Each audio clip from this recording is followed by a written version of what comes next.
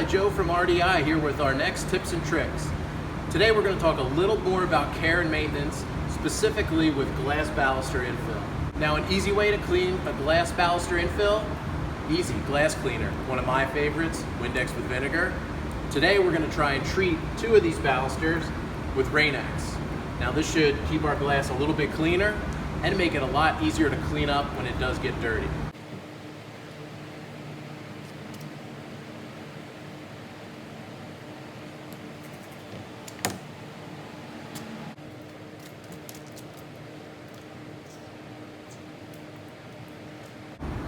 All right, we treated our outside two balusters with the Rainx. We're gonna leave this thing outside and see if we can get some rain, dust, and dirt on it. We'll see how easy it is to clean up. All right, we've done our best to get this thing dirty, and you can tell the balusters treated with Rainx are a lot easier to wipe up. I can just wipe them down with a cloth. The one that's untreated,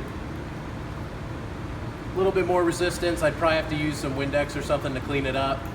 End result, Rainx, great to treat glass balusters. For more information on care and maintenance, visit us at rdirail.com.